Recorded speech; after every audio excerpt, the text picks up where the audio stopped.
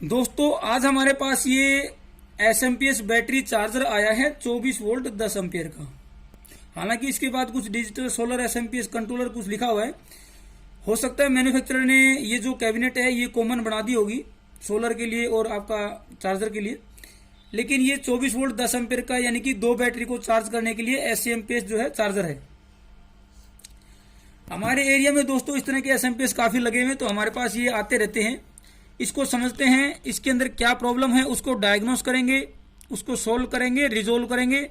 जो भी प्रॉब्लम है उसको यहाँ पे रेक्टिफाई करेंगे, स्टेप बाय स्टेप करेंगे। बिल्कुल बेसिक जो फंडामेंटल रिपेयरिंग के स्टेप्स होते हैं उस तरीके से करेंगे ताकि सभी लोगों को समझ में आए और सभी लोग आसानी से रिपेयरिंग अगर करते हैं तो उनको हेल्प मिलेगी, नहीं करते हैं तो अपनी रिपेयरिंग यहाँ पे स्टार्ट कर सकते हैं। तो दोस्तों डबल बैटरी का है, तो सबसे पहले हम सही पोलैरिटी के साथ डबल बैटरी से इसको कनेक्ट कर देते हैं। नेगेटिव ब्लैक वाले को नेगेटिव पे और रेड वाला जो है 24 वोल्ट के पॉजिटिव पे। ये 24 वोल्ट का पॉजिटिव है। ये इसकी वायर काफी लंबी है तो इसको मैं यहाँ पे साइड में कर देता हूं ताकि ये अपने को बीच में डिस्टर्ब ना करे। उसके बाद दोस्तों मैं इसकी बैटरी एमसीबी को उठाऊंगा और ये मेंस की दो लीड मैंने यहाँ पे कनेक्ट कर दी है, दो वायर इसकी मेंस इनपुट के लिए। बैटरी को मैंने ऊपर किया दोस्तों, तो ये आपकी जो बैटरी वोल्टेज है 25.8 यानी कि अभी इसकी बैटरी वोल्टेज यहाँ पे ये डीपीएम यानी कि डिजिटल पैनल मीटर शो कर रहे हैं। क्योंकि हमने मेंस कनेक्ट नहीं की है तो इसका डिस्चार्जिंग करंट अभी नहीं है। मेंस को मैं ऑन करता हूं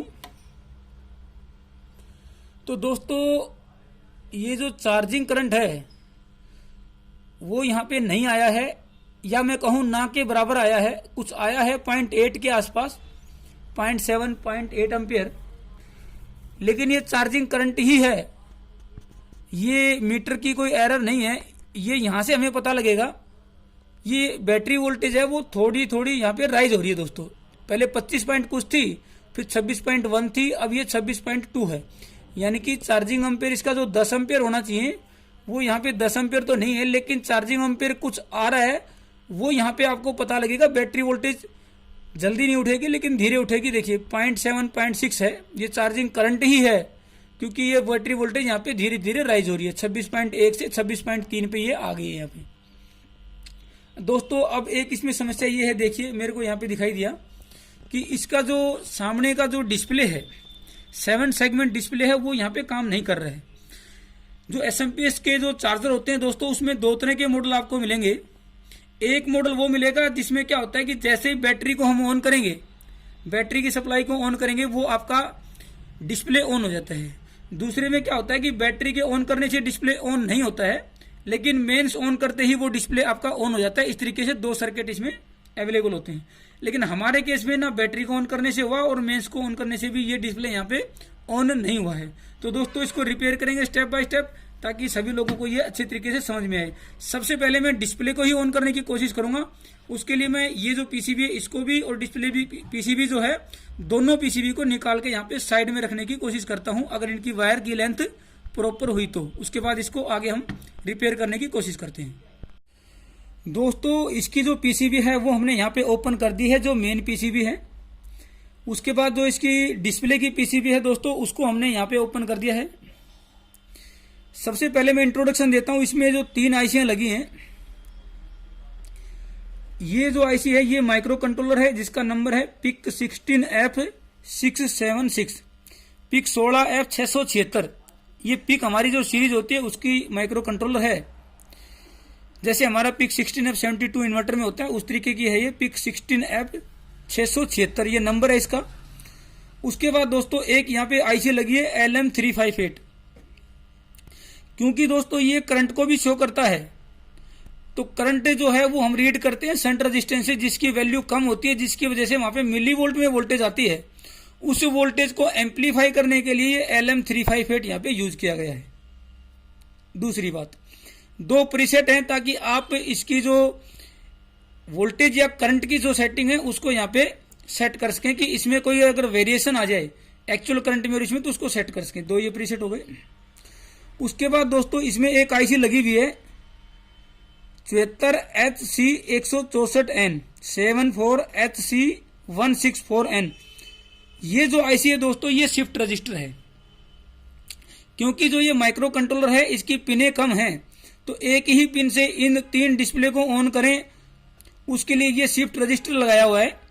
शिफ्ट रजिस्टर का मतलब हो गया, ये जो शिफ्ट रजिस्टर है ये सीरियल इन पैरेलल आउट है, यानी कि एक माइक्रो कंट्रोलर की पिन से इसको सिग्नल मिलेगा और ये तीनों को ऑपरेट कर सकता है, यानी कि सिग्नल इसको आएंगे सीरियली एक पिन से और ये इन पैरेलली इन सबको ऑपरेट कर सकता है, सीरियल इन पैरेलल आउट। ये आपका शिफ्ट रजिस्टर है। इसका नंबर मैंने आपको बताया 74HC164N ये है।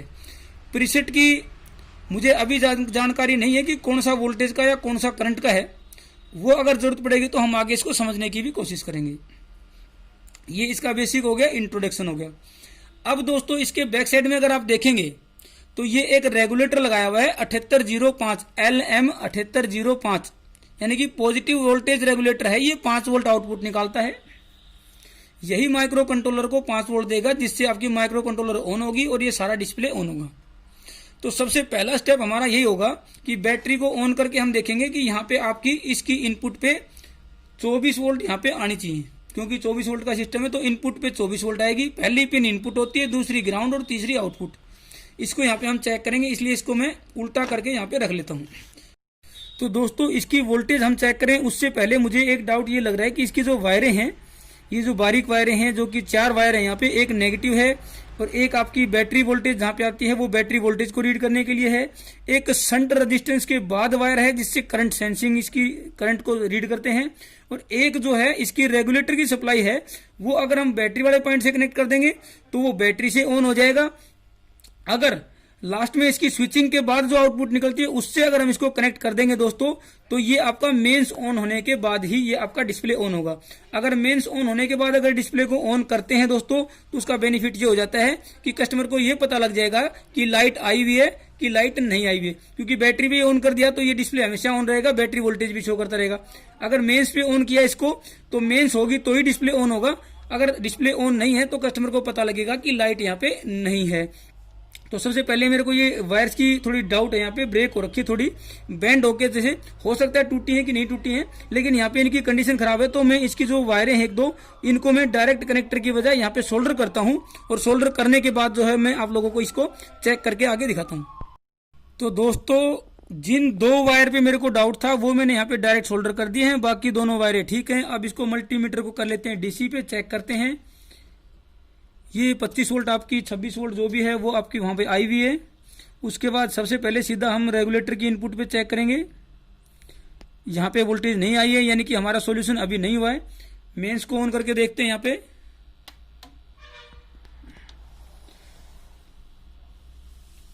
मेंस की कंडीशन में भी यहाँ पे वोल्टेज नहीं आई है। बैटरी वोल्टेज यहाँ पे आई है क्या रीड के लिए, वो देख लेते हैं। यहाँ पे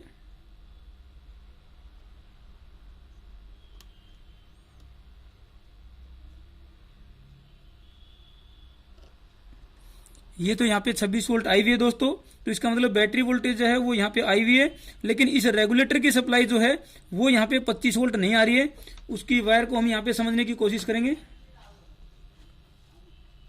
वो दोस्तों वायर आई है यहाँ पे, और इसको मैं पहले कर देता हूँ ऑफ यहाँ पे ताकि हम इसको समझ सकें। उसके बाद दोस्तों ये लगाई हुई है एक रजिस्टेंस के बाद दोस्तों यहाँ पे आ गए, ये लगाया हुआ है कैपेसिटर इलेक्ट्रोलाइटिक। उसके बाद एक लगी है रेजिस्टेंस, नहीं डायोड लगा है एक। ये देखिए ये दोस्तों एक रेजिस्टेंस है, लेकिन ये देखिए यहाँ पे ये आपकी रेजिस्टेंस यहाँ पे रेजिस्टेंस एक जड़ी हुई है, और रेजिस्टेंस से पहले दोस्तों एक डायोड है, यानी कि जो ट्रांसफार्मर है जिसको हम स्विच करते हैं उस ट्रांसफार्मर की जो सप्लाई है उसके बाद डायोड लगाया है, यानी कि डीसी बना दिया। उसके बाद एक रेजिस्टेंस लगाई, रेजिस्टेंस के बाद कैपेसिटर लगाया ताकि प्योर डीसी बन जाए। उसके बाद एक रेजिस्टेंस लगा के दोस्तों यहाँ पे इसको सप्लाई दी हुई है, और वो आपकी रेजिस्टेंस बीच में एक खराब है।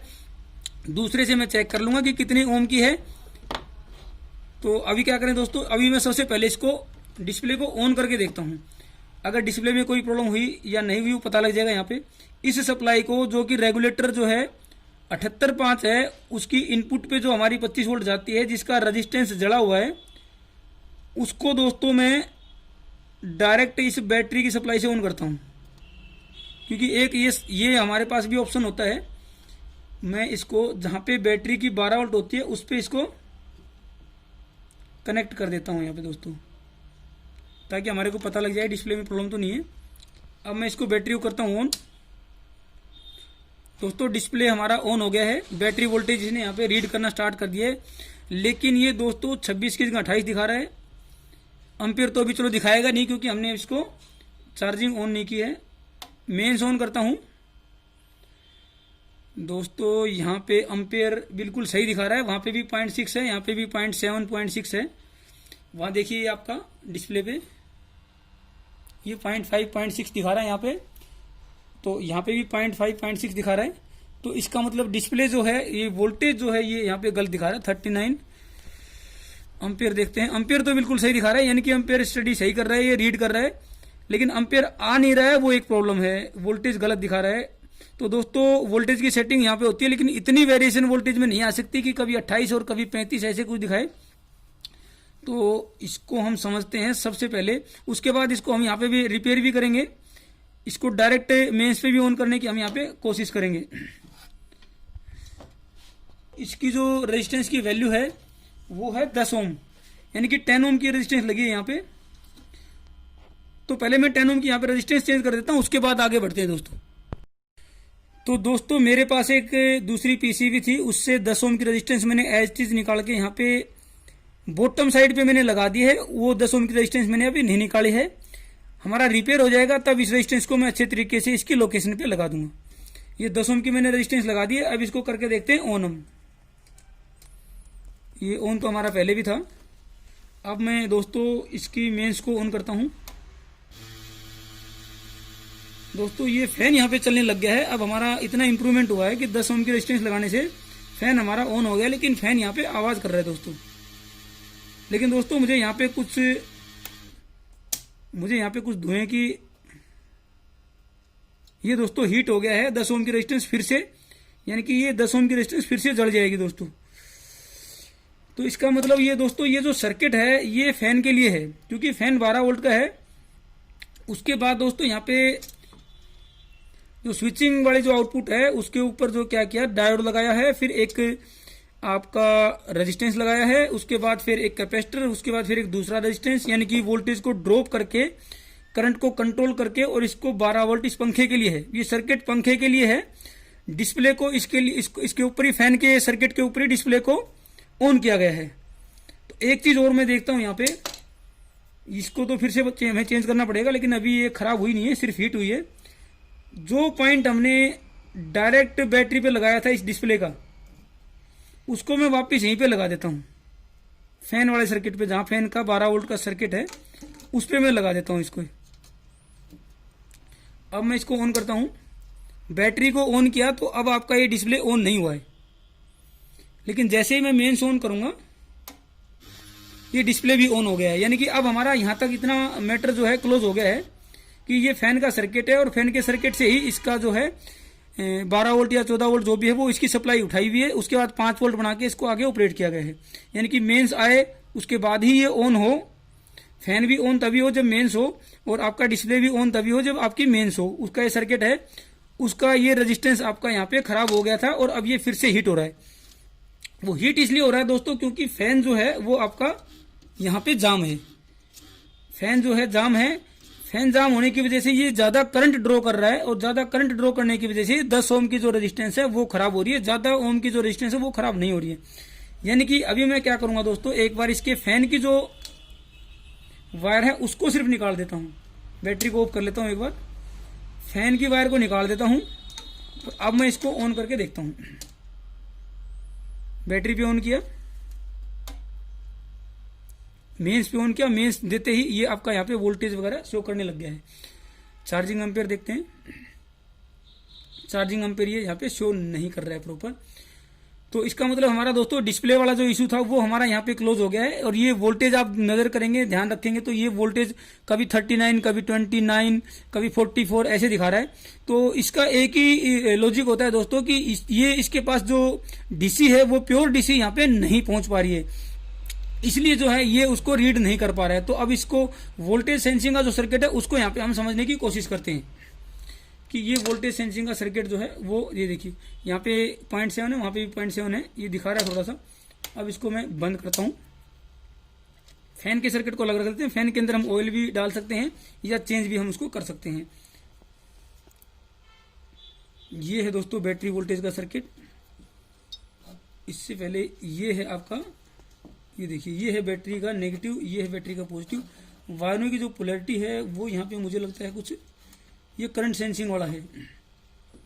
ये फैन वाले को मैं अलग कर देता हूँ पहले। ये नेगेटिव है, ये पॉजिटिव है 12 वोल्ट, और ये करंट सेंसिंग का है। मुझे प्रॉब्लम मिल गई है दोस्तों, मैं आपको दिखा भी देता हूँ। मैं कहूँगा कि वो थोड़ा सा नज़दीक से दिखाएं। ये देखिए, ये है प्रॉब्लम। ये कैपेसिटर का पॉजिटिव है, ये कैपेसिटर का नेगेटिव है। ये जो कैपेसिटर है, ये देखिए, ये यहाँ पे जो है आपका बैटरी का नेगेटिव है, जो कि हमारा नेगेटिव होता है। उसके बाद ये शंट रेजिस्टेंस लगाया है। शंट रेजिस्टेंस के बाद जो नेगेटिव है उस पे कैपेसिटर का नेगेटिव लगाया है, और ये आपका कैपेसिटर का पॉजिटिव है। इतना हमारे को यहाँ क्लियर हो गया। ये अगर आप ध्यान से देखेंगे, मैं आपको कोई स्क्रू ड्राइवर वगैरह लेके दिखाता हूँ। ये देखिए, यहाँ पे कुछ आर्किंग हो रखी है दोस्तों। ये आर्किंग किस चीज़ की है मैं दिखाता हूँ। ये देखिए, ये जो कैपेसिटर है, ये देखिए, ये कैपेसिटर की है दोस्तों। देखिए, ये कैपेसिटर एक तरफ से यहाँ पे इसका जो नेगेटिव है वो यहाँ पे लूज है दोस्तों। देखो, ये देखिए, बिल्कुल बारीक से यहाँ पे ब्लैक हो रखा था, जैसे आपका स्पार्किंग जैसे होती है उस तरीके का यहाँ पे जो है कुछ इंप्रेशन आया हुआ था। तो इसको मैं क्या करता हूँ, एक बार यहाँ पे सिर्फ इसको ही सोल्डर करके देखते हैं। मे बी कि यही प्रॉब्लम होगी। ये मेरे पास सोल्डर वायर है। बैटरी और इनपुट को आप बंद कर दें, उसके बाद ही इसको यहाँ पे सोल्डर करेंगे।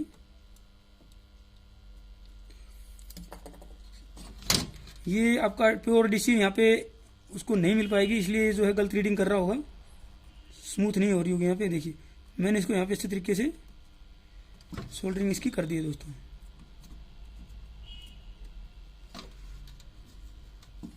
क्योंकि यहाँ पे कार्बन है तो प्रॉपर तरीके से ये सोल्डरिंग भी फ्लक्स लगा के कर सकते हैं आप इसको।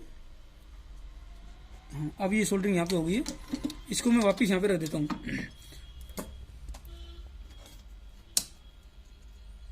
बैटरी पे तो ऑन होगा नहीं, अब मेंस ऑन करेंगे तभी ये वोल्टेज शो करेगा।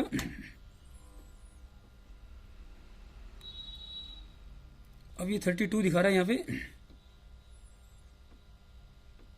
लेकिन दोस्तों एम्पियर यहाँ पे आ गया है।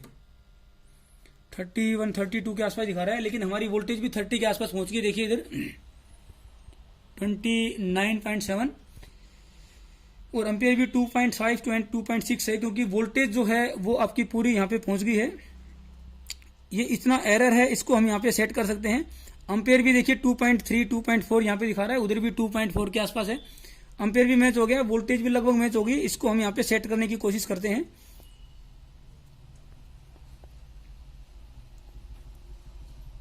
ये देखिए, ये हमने वोल्टेज यहाँ पे सेट कर दी है। एम्पियर को हम नहीं करेंगे, एम्पियर का ये है, वोल्टेज का ये है। अभी हमें पता लग गया यहाँ पे 29.9 और उधर भी 29.9 वोल्टेज भी हमने सेट कर दी है। वोल्टेज हमारी ठीक भी हो गई है, यहाँ पे रीडिंग भी प्रॉपर हो गई है। ये कैपेसिटर का नेगेटिव यहाँ पे लूज था, और अब हमारा जो है यहाँ पे एम्पियर भी आ गया है। अगर बैटरी को डिस्चार्ज करके अगर हम एम्पियर देखेंगे आप, तो वो एम्पियर यहाँ पे पूरा 10 एम्पियर के आसपास आ जाएगा आपको। तो दोस्तों, इस वीडियो से हमें 2-3 चीजें यहाँ पे सीखने को मिली हैं। पहली तो ये कि इसके डिस्प्ले को हम डायरेक्ट बैटरी पे भी ऑन कर सकते हैं, या मेंस आए उस कंडीशन में भी इसको ऑन कर सकते हैं। यानी कि उसके लिए हमें क्या करना पड़ेगा, फैन का जहाँ पे पॉजिटिव होता है 12 वोल्ट, वहां पे हमें इसकी 12 वोल्ट वहां पे कनेक्ट करनी है, क्योंकि 24 वोल्ट का सिस्टम है। तो 12 वोल्ट के लिए फैन के लिए इन्होंने वोल्टेज को ड्रॉप किया हुआ है डायोड का, रेजिस्टेंस का, कैपेसिटर का यूज करके। तो उस वोल्टेज पे जो है हमें इसको कनेक्ट करना है, ताकि मेंस ऑन होने के बाद ये जो है आपका डिस्प्ले आए, जिससे कस्टमर को पता लग जाए कि अभी मेंस है या नहीं है। दूसरा दोस्तों, अगर वोल्टेज के अंदर एरर आए तो उस केस के लिए आपको यहाँ पे इसका कैपेसिटर को चेक करना है कि ये कैपेसिटर आपका खराब हो सकता है, वीक हो सकता है, या आप यहाँ पे आर्किंग या स्पार्किंग का कोई पॉइंट हो सकता है। और दोस्तों, चार्जिंग का जो ऑप्शन था, जो चार्जिंग नहीं आ रही थी, उसका भी यही रीजन था, क्योंकि ये जो शंट रेजिस्टेंस है, शंट रेजिस्टेंस का जो नेगेटिव है, जो कि आपका इस कैपेसिटर से कनेक्टेड है, वहां पे स्पार्किंग और आर्किंग थी, उसकी वजह से ये जो वायर है ये यहाँ पे भी थोड़ी आर्किंग थी। तो इस शंट रेजिस्टेंस के पॉइंट को भी आप चेक कर लें, जिससे करंट का आप यहाँ पे पता लगा सकते हैं कि करंट जो है प्रॉपर क्यों नहीं दिखा रहा है। तो दोस्तों, अगर आपको हमारी वीडियोस पसंद आती हैं तो आप वीडियोस को लाइक और शेयर कर सकते हैं अपने फ्रेंड सर्कल में। और इसी तरीके से रिपेयरिंग की वीडियोस अगर आप देखना चाहते हैं तो आप हमारे चैनल की प्लेलिस्ट पे जाके उन सभी वीडियोस को देख सकते हैं।